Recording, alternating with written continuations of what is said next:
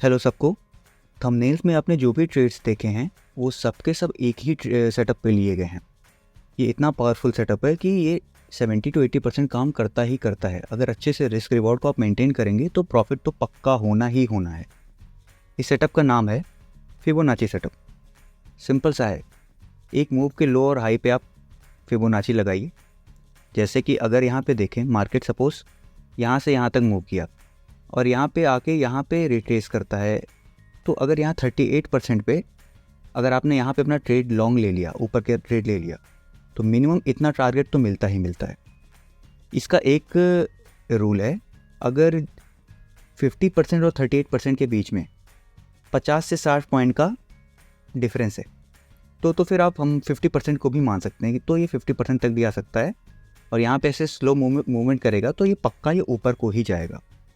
तो यही सेटअप है। मैं एक एक करके सारी ट्रेड्स आपको दिखाऊंगा जो मैंने ली थी। तो शुरू करते हैं।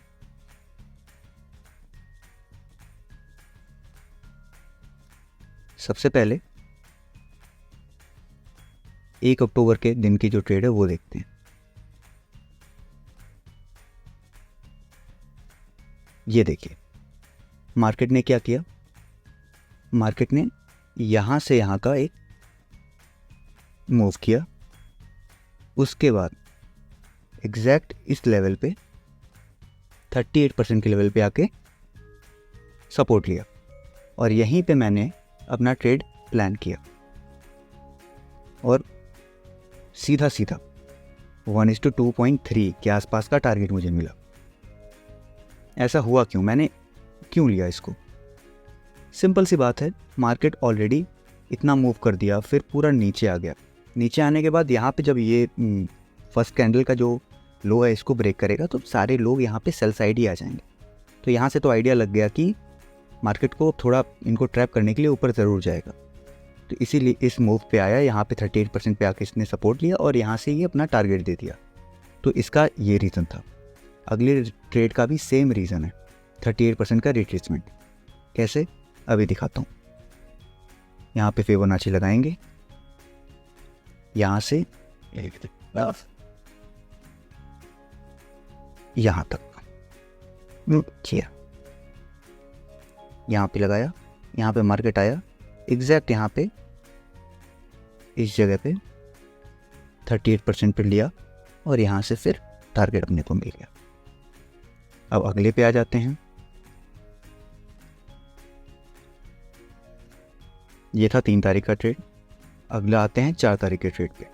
अब सोचो क्या, कितना हार्ड है? कुछ नहीं है ट्रेडिंग, बस आपको सही से पहचानना है, एक मूव को पकड़ना है। वो अगर कहीं से रेजिस्टेंस लेके आ रहा है तो 38% तक के रिट्रेसमेंट का वेट करना है। यहाँ पे देखिए, यहाँ से लगाइए, ये लगाया, देखिए कहाँ तक आया मार्केट, एग्जैक्ट 38% के आसपास। ये 52,059 पे आके और फिर यहाँ से टारगेट दे दिया। अगले दिन आते हैं 7 तारीख को। क्या हुआ? सेम चीज़ हुई।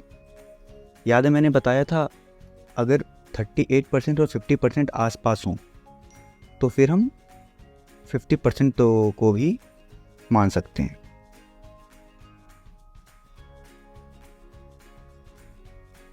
ठीक, 562 38% है और 605 लगभग 50-60 पॉइंट का डिफरेंस है। तो ये देखिए आया यहाँ पे और 38% पे आया। अगर मैंने तो वैसे 38% पे ही ट्रेड बना ली थी और एसएल जो था उससे बिल्कुल पास जाके मेरा टारगेट मुझे मिल गया। तो ये ट्रेड थी मेरी 7 तारीख की। अब अगली अगर देखेंगे हम, 8, 9 और 10, ये 3 दिन मेरे लगातार टॉप लॉस लगे थे। टॉप लॉस क्यों लगे थे? मेरी ही जल्दीबाजी के चक्कर में लगे थे। अभी यहाँ पे जैसे फिब लगाएंगे हम, सेम रीज़न से मैंने इसमें भी ट्रेड लिया था। यहाँ फिबोनाची लगाएंगे तो मैंने 38% का वेट ही नहीं किया।